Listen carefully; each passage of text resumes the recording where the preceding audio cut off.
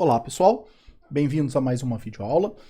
E na aula de hoje eu vou ensinar vocês a trabalhar com quebra de página, quebra de seção, a importância de trabalhar com esse tipo de recurso e qual a diferença entre eles. Para já, eu vou utilizar um recurso que tem no Google Docs, é um complemento para o Google Docs, que é esse daqui, o Show. Tá? Então esse recurso Show ele vai mostrar alguns caracteres que são interessantes para que possamos trabalhar na aula de hoje. Tá? Qual a importância de trabalhar com uma quebra de página? Então eu tenho aqui um texto produzido e imagine que eu não quero mais continuar nessa página. Vamos imaginar aqui que esse seria o meu capítulo 1, por exemplo. Tá? Então, eu vou colocar aqui em negrito, é o meu capítulo 1. Eu terminei o meu capítulo 1 e eu desejo começar o capítulo 2.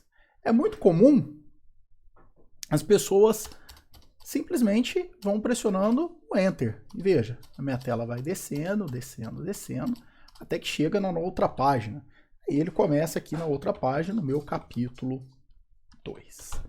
Então, eu vou colocar também em negrito e escrever alguma coisa aqui. Aqui, vou tirar o negrito, aqui começa o capítulo 2.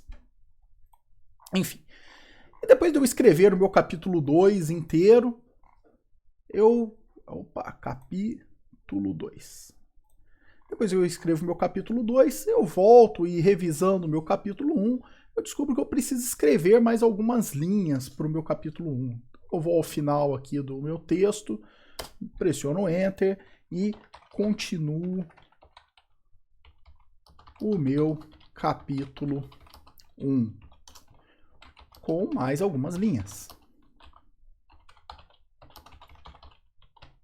Vamos colocar mais uma linha aqui. Pronto. E mais linhas. Pronto. Então, incluí mais algumas linhas. Olha só o que acontece. Vocês conseguem observar aqui que o meu texto foi empurrado para baixo? Vamos utilizar aquele recurso do complemento. Esse recurso Show não funciona muito bem, não, mas é o que temos aqui para o Google Docs. E eu vou selecionar essa opção Show All. Então ele vai fazer um processamento e ele mostra o que a gente chama de caracteres não imprimíveis.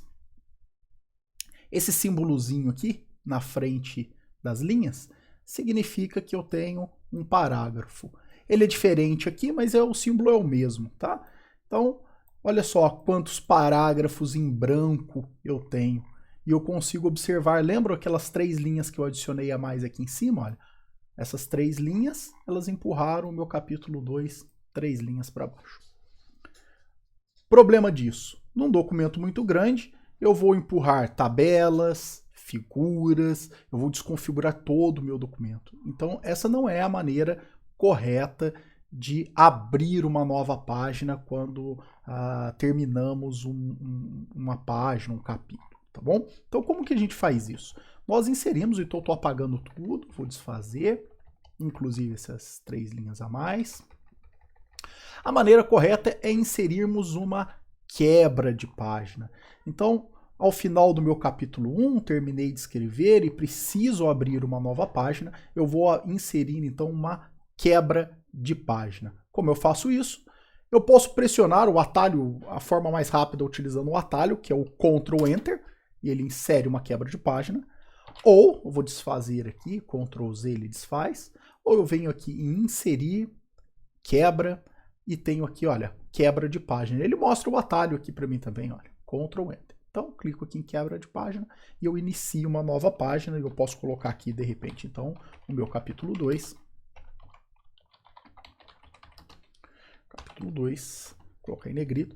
E se eu precisar, eventualmente, alterar a página de cima com alguma informação, então eu vou colocar várias linhas aqui. Observem que o recurso realmente não funciona muito bem, né? Aquele recurso do Show. Ele não mostra aqui os caracteres. Talvez se eu mandar fazer aquilo de novo, ele vai mostrar. E observe, ó, o meu capítulo 2 não se mexe. Se eventualmente eu abrir criar tantos parágrafos quanto forem necessários, observe que ele empurra o capítulo 2 uma página inteira para baixo, se for necessário. Tá? Essa é a maneira correta, então, de abrir uma nova página quando uma página se encerra. Aí vem a pergunta.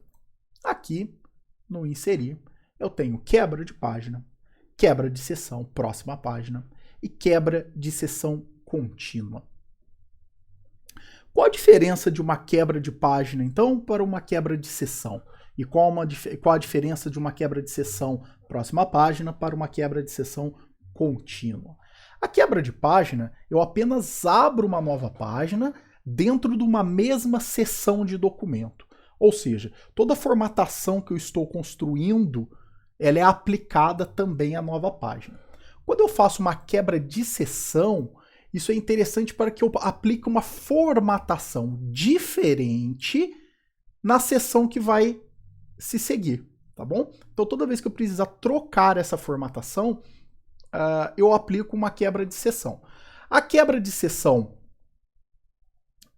próxima página, ela faz algo parecido com a quebra de página. Então eu vou quebrar essa página aqui, ele vai criar uma nova seção numa nova página, ok? Então se eu criar essa quebra a partir do meu capítulo 2, então eu venho aqui, inserir, quebra de seção próxima página, observem que ele abriu uma nova página, ó.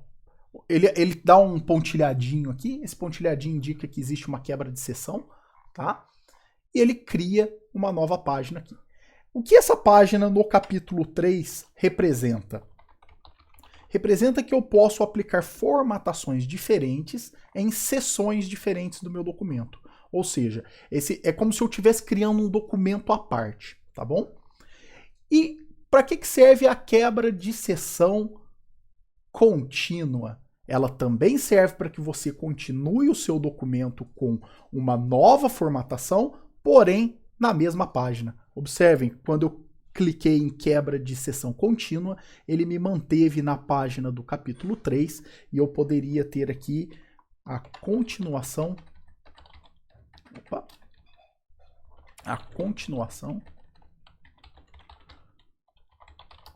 Com uma nova formatação.